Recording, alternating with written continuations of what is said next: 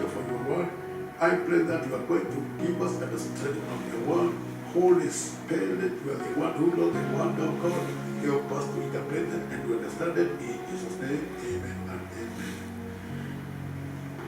In the book of Hosea, verse 4, Hosea chapter 4, verse 6, my people have been destroyed because they don't know me.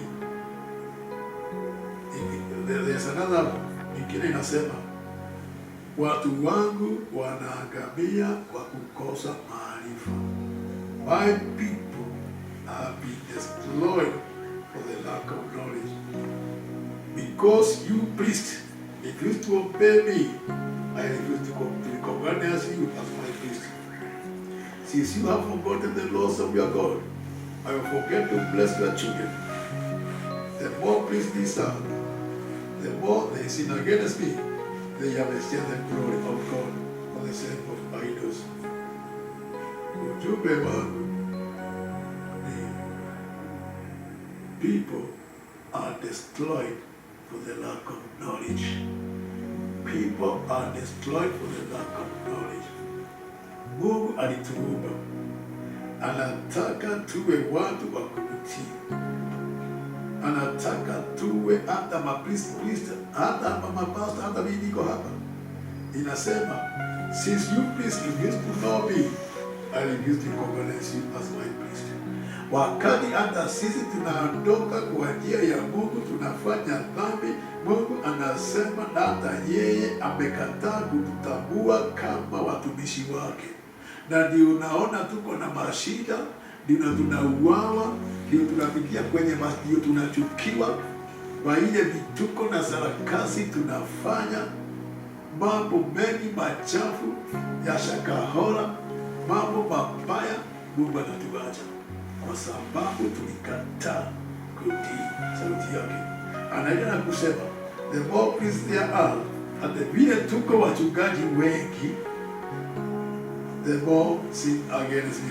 Vile tuko wachungaji wengi sana, ndiyo tunaendelea na kukosea Mungu na kufanya dhambi.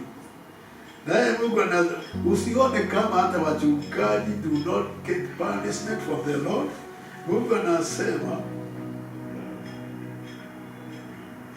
the more priests are, the more they sin against me. They have exchanged God, they have exchanged the glory of God for the sake of for the shame of idols. Tumechukua mambo ya Mungu tukabadilisha ili tukuze shetani. Naye anasema, since you have forgotten the laws of God, I will forget to bless your children.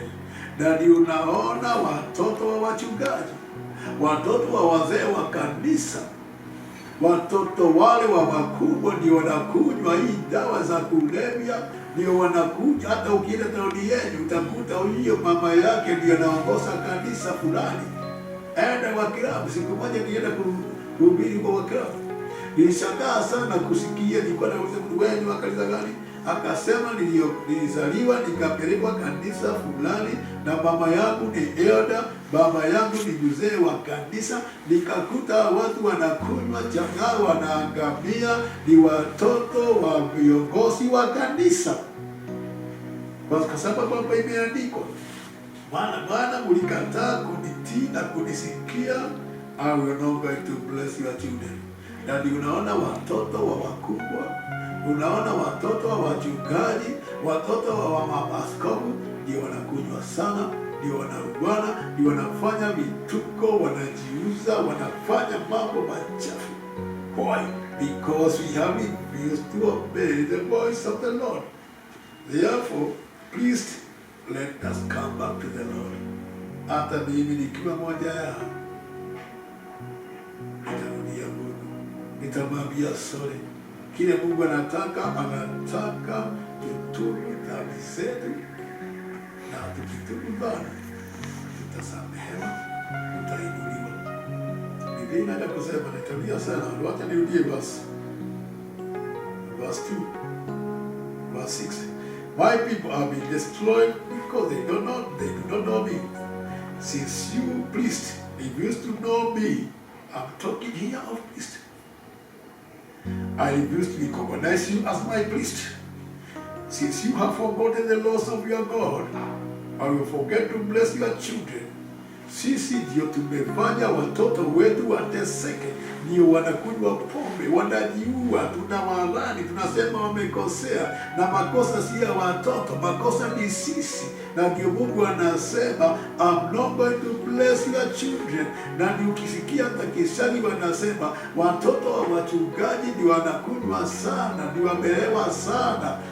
Ukienda kuhubiri kanisani unakuta mtoto wako ameanguka kwa barabara akiwa mlevi, kwa sababu wewe mwenyewe priest, mchungaji, ulikataa kutii sauti ya Mungu, na yeye shetani anakuaibisha, analeta aibu kwa maisha yako, kwa watu yenu, kwa jamii yenu.